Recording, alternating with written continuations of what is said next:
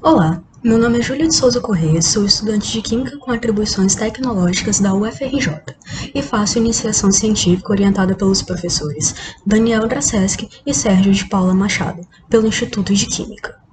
Hoje eu irei falar um pouco sobre o meu projeto de pesquisa de estudo da estrutura e reatividade de ligantes e compostos de coordenação aplicado ao desenvolvimento de sensores nanoestruturados para detecção e estudo cinético de incrustações.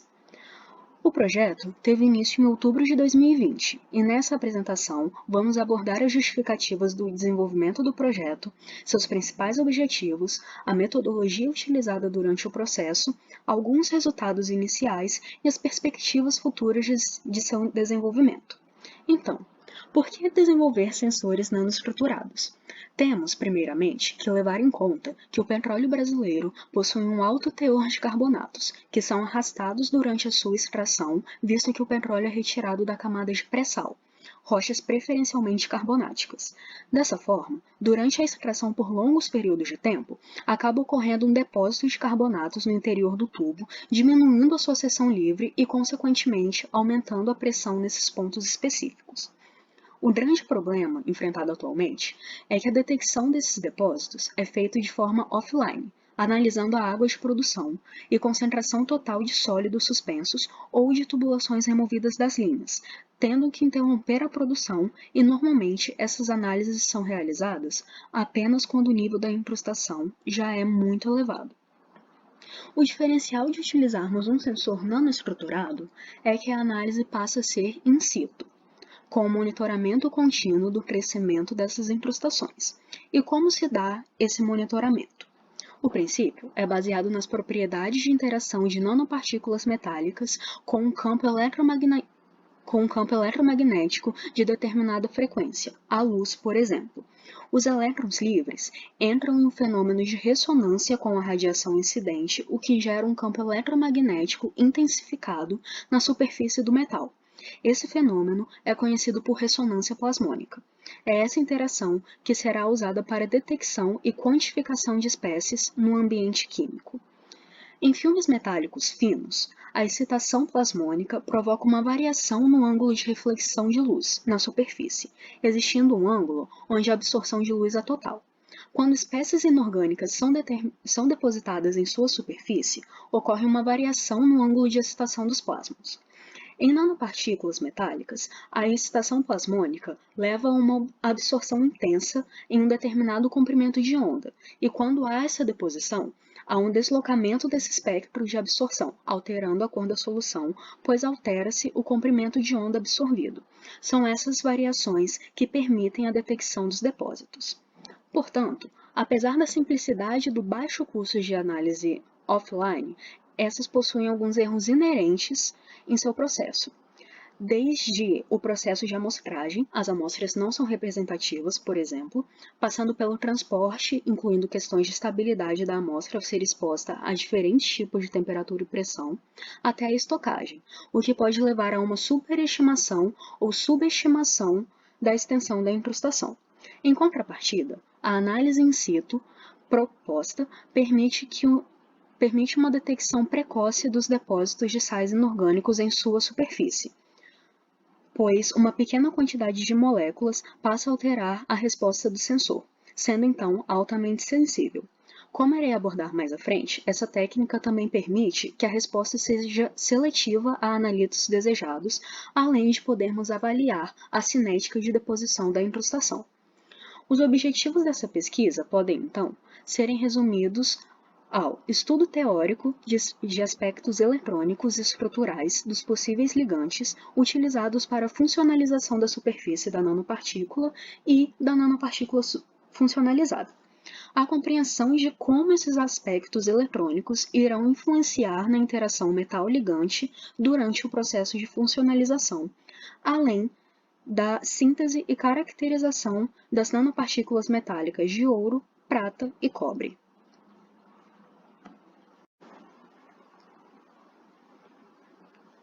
Como a química computacional se torna uma ferramenta nesse processo de funcionalização da nanopartícula? Como foi feito pelo professor Daniel em sua tese em 2015, o espectro CERS das partículas com acetona de carboxilato, ACDC, foi registrado em uma condição na qual não observava-se a agregação das partículas, utilizando-se 3 comprimentos de onda de excitação diferentes. Em 2 desses comprimentos, observou-se um espectro intenso que pode ser explicado em função da existência do mecanismo químico de ressonância plasmônica. A ACDC apresenta um equilíbrio cetoenólico e, com isso, a presença de átomos de carbono com mais afinidade pela superfície do ouro. Realizando os cálculos de orbitais de fronteira, HOMO e LUMO, da molécula, podemos observar onde se dá a concentração de cada orbital dentro da estrutura e, por fim, estimarmos como se dá a interação entre metal ligante, dependendo das características do metal. Os cálculos teóricos do metal funcionalizado irão confirmar em qual sítio de coordenação a interação ocorre. Nos últimos meses, a ênfase do projeto foi voltada para a parte teórica, utilizando-se programas para cálculo de funcional de densidade, DFT, nesse caso, o Gaussian. Existe uma dificuldade inerente ao estudar-se estruturas de compostos de coordenação, devido ao número de elétrons na estrutura, a possibilidade de assumir diversas geometrias estáveis, além de diferentes multiplicidades e estados de oxidação. Dessa forma, o DFT apresenta-se como uma ferramenta para esse estudo, pois apresenta precisão em seus resultados, aliado a um custo computacional relativamente baixo. O objetivo de funcionalizar a superfície da nanopartícula é pegar um componente necessário do sistema de coordenação, o ligante, o nosso estabilizante, por exemplo, e adicionar uma função a mais a ele. Ao substituirmos esse ligante por uma molécula que seja mais reativa com íons inorgânicos específicos, o cálcio, ou íons alcalino-terrosos, podemos aumentar o draw de resposta, visto que o nosso componente se torna mais específico para a presença de determinado composto. Ou seja, se o nosso estabilizante for um ligante que possui um sítio de coordenação muito estável e favorável termodinamicamente com o cálcio, menores concentrações de cálcio na amostra serão detectadas, pois haverá perturbação do nosso sistema inicial metal-ligante com mais facilidade. Os ligantes apresentados na imagem ao lado foram sugeridos para um estudo inicial da funcionalização da superfície da nanopartícula, e, para eles, foram feitos cálculos de otimização e frequência vibracional, considerando diferentes funcionais híbridos como o B3LIP, PBE-PBE, CAM-B3LIP e B3-PW91, e a base geral 631G. Com isso, obtivemos as estruturas otimizadas de cada ligante, com o seu mínimo de energia, e espectros teóricos de infravermelho, como forma de obtermos um template de distribuição de densidade de cada ligante livre. O próximo passo encontra-se em realizar o mesmo processo considerando um cluster metálico de aproximadamente 10 a 20 átomos em sua composição. Passamos então a considerar a integração dos 2 passos, observando as mudanças eletrônicas e estruturais, levando em consideração diferentes modos de interação entre metal e ligante, visto que essa interação pode ser feita por diferentes sítios ativos do ligante e cada modo de interação apresentará um mínimo de energia diferente, ou seja, uma estabilidade diferente. Assim, por meio de um estudo teórico, podemos determinar qual será a forma de interação entre metal e ligante e, consequentemente, a estrutura de mínimo de energia da nanopartícula funcionalizada, além de obtermos espectros teóricos de infravermelho e ultravioleta, que podem ser comparados futuramente com espectros experimentais. Utilizando-se um espectro de infravermelho retirado do banco de dados do John Wiley & Sons, estimou-se os valores das frequências vibracionais dos picos principais e comparou-se esses valores experimentais com os teóricos encontrados pelos cálculos entre os funcionais listados e a função de base 631G. Com isso, foi possível determinar qual espectro teórico se aproxima mais do experimental, e para a molécula de TMT foi o CAM-B3LIP, e para confirmar a escolha, comparou-se os picos vibracionais experimentais com os disponibilizados em uma tabela no Gaussian. O mesmo procedimento foi feito para as moléculas de 2,4,5-MMT e 11-M, escolhendo-se os funcionais CAM-B3LIP e PBE-PBE, respectivamente. Foi feita aqui, então, a comparação entre os espectros teóricos e experimentais, comparou-se os picos com os da tabela, e para o 245-MMT foi o Campbell 3-Lip. O mesmo procedimento é realizado, então, para a molécula de 11M, comparando-se espectro teórico e experimental, analisando os picos e escolhendo o funcional que se aproxima mais, que nesse caso foi o PBE-PBE. As análises para o 213MT não foram feitas, pois não foi possível encontrar um espectro experimental em uma base de dados, enquanto que para os ranelatos, o espectro experimental utilizado não era do mesmo banco de dados que os anteriores. Para todas as combinações funcional-função de base, foi possível fazer a modelagem da densidade eletrônica dos orbitais de fronteira HOMO e LUMO em nossa estrutura. Os resultados a seguir são apresentados para o funcional Campbell 3-Lip e base 631G. Uma utilização muito interessante desses resultados se dá com a introdução do conceito fermo, orbital molecular de fronteira efetivo para a reação, e o princípio de dureza e moleza de Pearson.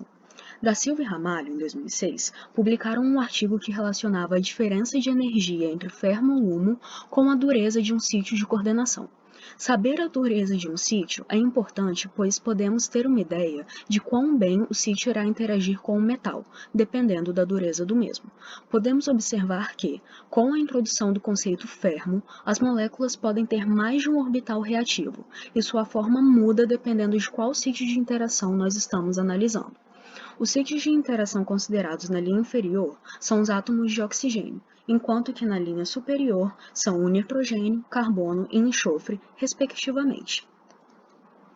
Podemos ver a alteração do orbital, e isso influenciará em quais tipos de metal cada sítio irá interagir preferencialmente. Seguimos, então, para a análise de distribuição de carga em cada molécula. Utilizando a escala de Millikan, podemos analisar em quais pontos da molécula possuímos um maior acúmulo de densidade de carga. Esse resultado se torna importante, uma vez que são esses pontos de maior densidade eletrônica que servirão como sítios de coordenação do ligante. Então, podemos prever quais são os pontos em que a interação metal-ligante irá acontecer preferencialmente. Um resultado muito interessante foi descobrirmos que os enxofres da molécula apresentam uma carga positiva, tendo a carga negativa acumulada sobre o anel da molécula. Esse resultado pode ser devido à forte ressonância que tem com o anel aromático. Isso faz com que esses enxofres tenham um equilíbrio tiol-tiona, o que pode diminuir a sua carga, indicando que a interação possivelmente ocorrerá entre o anel e o metal. Outra observação que podemos fazer é a diferença de carga entre os nitrogênios, o que indica que há diferença de interação entre os nitrogênios com o metal. As conclusões tiradas dessa primeira etapa do projeto são resumidas a combinação base-funcional escolhida para a continuação do projeto foi Campbell 3-Lip e base 631G. Foi possível determinar os possíveis sítios de coordenação de cada ligante, além de determinarmos os modelos teóricos de forma dos orbitais HOMO e LUMO. Deixo aqui como perspectivas futuras para os próximos meses de projeto estudar outros ligantes não contidos nessa primeira etapa, o estudo dos modelos dos complexos cluster-ligante e a síntese e caracterização das nanopartículas metálicas, que foi algo que não conseguimos fazer nessa primeira etapa. Muito obrigada pela atenção, um ótimo dia para todos.